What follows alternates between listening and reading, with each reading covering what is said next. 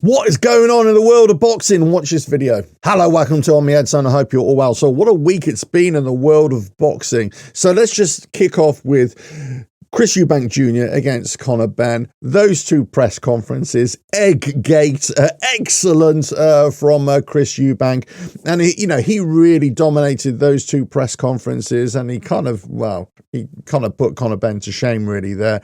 But Benn seems like a raging bull waiting to go at him as well. Well, what I will say, and I've said this before, this is about the boxers, and I completely side with Eubank Jr in this, that the promoters shouldn't really be talking so much. It's the boxers that we want to hear. Yeah, you can have an introduction from a promoter, but the boxers should be there. And also at press conferences, it's a press conference. So press should be allowed to ask questions. That's the whole point of a press conference. But they stopped all that. And then Eddie Hearn just talks too much. That's the problem. He's always bloody going on, isn't he? It's not about him. It's about his fighter. It's about Eubank Jr. And that's exactly the point that Eubank Jr was making. Look, I think that this fight has been completely overhyped. I think there's serious questions to be asked about Benn and still, the whole drugs issue. But he's been cleared to fight. I just don't think that it's not a clean fight here. There's something going on here, especially with the weighting issue, the catch weight issue, and also the rehydration clause and everything like that. But in terms of these two going head to head, they're really, the master of promotion that Eubank Jr is, he has really made this into a really big fight. It's going to be one of the biggest fights, if not the biggest fight of the year, certainly here in the UK, in terms of pay-per-views, in terms of money, in terms of overall interest. But it's not based on them as individual boxers. Yes, Eubank Jr has a much greater claim to be classed as that elite level, but Benn hasn't proven himself yet. He hasn't reached that level yet. So they're not really, it doesn't warrant such a huge fight status. But it has, and it's basically on the backs of their parents, on their dads' names, of course, as we know, Nigel Benn and Eubank Sr., of course. Some great fights, great tussles they had back in the day. But this is all about them two now, isn't it? But this fight has been overhyped, and we know it has, and it's just going to, who's going to win? I've got a feeling that Benn's going to come out like a raging bull, as I say. All Eubank Jr has to do is just box him at range, box him at distance, and just let him tire himself out. And it'll probably catch him in the 6th, 7th or 8th round or something like that. That's the way I see the fight going. But who wins out of this? I mean, who knows? Am I going to be watching it? Of course, yeah. Am I going to be, eagerly awaiting this fight to a certain degree? Yeah, but I'm under no illusions that it's not the fight that it's being made out to be. It certainly doesn't warrant this kind of attention, but there we go. This is the world that we're in. So that's to look forward to. What's been happening over the weekend? Massive controversy, obviously, in Belfast. Crocker against Donovan fight. Donovan gets 3 points deducted, gets 2 points deducted for a clash of heads, and there's kind of debate whether it was his fault or Crocker's fault doing that. And then it was the last thing to happen, really, was he clocked Crocker, who was injured, also gone down in that round because he had an injured eye after the battle had gone. And the question is, well, was he in that kind of mid-motion? Was he in that mid-flurry of punches that caused that situation? What was the referee doing? So he got disqualified. Crocker, retained, he classes that as the win. But he was getting beat up, completely beat up. So the referee in there was pretty, well, it was atrocious, really. And most people would say, well, that Donovan was winning that fight. Now, you could say, well, yeah, but he got penalised 3 times, so therefore he didn't win it. Those are the rules. Them's the rules. He broke those rules. So from that point of view, you hold your hand up and you say, yeah, you did. On the other hand, you say, well, what about Crocker? He was leading with his head as well. They were both doing it. The referee should have took charge of them right from the very, the word go, the first round, to say, Crocker, you're doing this. Donovan, you're doing that. Just stop it. I'll give you this warning before we carry on. But he never did that. He just let them carry on. And then he seemed to be penalising Donovan over and over again and not Crocker. And it just seemed to be not quite right. Anyway, you can only hope that they have a rematch on that and see what happens. But I thought Donovan clearly won it in terms of what happened in the ring. But yeah, he lost it because of what happened. I mean, it's you could argue this either way in terms of head clashes and also in terms of the punch after the bell, which was clearly after the bell.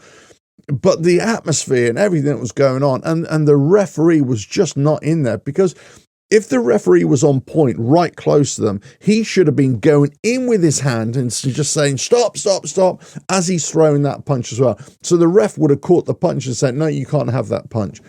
So that would have prevented that. Poor refereeing, crap refereeing as well. Other terrible refereeing was Gervonta Davis fight at the weekend against Roach, where it was just... he was getting beat up there by his opponent. Yeah, he was giving it. It was at the very best a draw, but it wasn't even that. It was a win for Roach. I thought he was winning it by, let's say, 7-5. I thought it had something like that, 7-5 for 5 rounds. At the bare minimum, maybe even more than that. But this is cheating. This is cheating from Gervonta Davis, who's always been criticised of the opponents that he gets and what he does. But he takes a knee, and then he says he's got something inside. But he spits out his gum shield, which I believe does. Then he rushes to his corner, and the referee's not doing anything about it. He say, hold on, if you take the knee, then you should be penalised for that. You should get a standing count, or you should have a point deducted or something like that. But the ref did nothing, let him do it. And then, and quite a few boxers I've seen spit out the gum shield as a tactic. And so, no, if you purposely spit out your gum shield, not if you have it knocked out. If you have it knocked out, that's a different thing. The ref should stop the fight and say, right, let's bring you to the corner. You go to the opposite corner and let's get your gum shield back in place. Right, it's back in. Right, box. But no, he actually spat it out. So if you spit it out, that's on you. So therefore, you cannot, continue the fight, as it were, by the rules. You've got to have your gum shield in place, your personal protection in place. So therefore, you purposely done it, therefore, point deducted. That's, for me, that's what it should be. Or you carry on, and guess what? You're going to get your teeth knocked out. But that's your own fault. You can't just use this as a tactic. So Gervonta Davis, he went to his corner. He had something in his eye. Apparently, there was something in his hair, some hair product or whatever. And just like, well, are you going for a fashion show, or are you actually going to fight here? What the hell's going on? So he was cheating. For me, he was cheating. The referee was completely incompetent. What the hell was going on? So then it comes to the scorecards, and you think, this is an injustice, really. Gervonta Davis lost that fight. He absolutely lost that fight. So where does this leave it? I mean, will there ever be a rematch? Who knows? Is Gervonta Davis going to, shy away from it? He can protest all he likes and says, oh, yeah, I had to suffer my eye and everything like that. But the way he held himself, the way he comported himself in the ring, the actions of the referee, you think this is just wrong, absolutely wrong. You kind of think, well, Gervonta Davis, he's such a great boxer, but he totally underperformed, or he was outboxed, I should say, for large portions of that fight. But it's just his attitude. It stinks, and just the way it is. And I've been watching other boxers who talk about Gervonta Davis as well, and how they just don't like him, the way he holds himself, the way he acts. And I can get it. I get it. I absolutely get it. I mean, what else is going on in boxing and this weekend? I mean, there's so much coming up. We've got a great year of boxing. And this is the other thing that caught my eye the last week or so, was Turkey Al-Sheikh getting on with KSI for the influence of boxing. They're doing some video, game promotion and everything like that. We're also sort of talking about boxing as well with him, getting him boxing opponents. So I really like Turkey Al-Sheikh in terms of he's a boxing fan. He loves boxing. But he's got to be very careful here, because it also comes down to integrity, and also comes down to doing exactly what you say. Because if not only a couple of months ago, He was saying he wants absolutely nothing to do with influencer boxing, stupid boxing fights. It's got nothing to do with it. They have its place. You can do whatever you want. But in terms of Riyadh season fight cards, want nothing to do with it. So now you're getting in bed with KSI, granted only for video games and everything. But in the same breath, you're also talking about having, boxing matches, lining up boxing opponents with proper boxers. I get it. I get what you're trying to say. That if you're going to want to be taken seriously, you've got to be in the ring with proper boxers. But at the same time, you don't want to have anything to do with influencer boxing. So if you don't want to do it, then don't have anything to do with it. Don't say one thing and then go back on your word.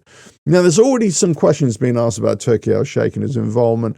And I've said that he probably needs to take the reins a lot more in terms of, dealing with the promoters and everything like that. And probably that's the way it's going anyway. And I love the fact that he's just a fan. He wants to get these fights together and everything. He wants to get his best fights, these dream fights together. I love that because when we have been getting that for so many years in boxing, but at the same time, you have to say what you mean and mean what you say.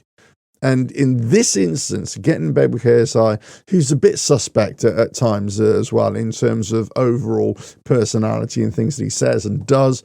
If you go back in his history, you'll see what I mean. But the thing is, if it's boxing, it's boxing. But if it's influencer boxing, well, you're either in it or you're not. And if you say you're never going to be in it, then don't be involved in it. That's all I have to say. Let us know your thoughts in the comments below. Loads of stuff going on this last week in boxing. I'm sure. Let us know your thoughts in the comments below. But there's going to be some great fights coming up in the coming weeks. Of course, can't wait for them. Can't wait for these fights. And it's great just to watch them. Get on my boxing scorecard here as well. Whatever. This one here, you can find all the links in the description below. All my sporting books. But I say, it's great just to mark them off and just be having a complete rant at the ref or the judges and everything like that. But, we talk about the judges and we talk about the refs, but we also got to talk about the boxers, the way they act as well. The likes of Crocker, the likes of Donovan, the likes of Gervonta Davis as well, and Chris Eubank Jr and Benn. What they do outside and say is one thing in promoting fights. What they do in the ring, that's what counts. And the way they hold themselves and the way they stick to the rules and try and have a great fight, that's what we want to see as fight fans. We don't want to see all the nonsense. Let us know your thoughts in the comments below. If you like what I do here, just keep on watching the videos and I'll catch you again. Bye now.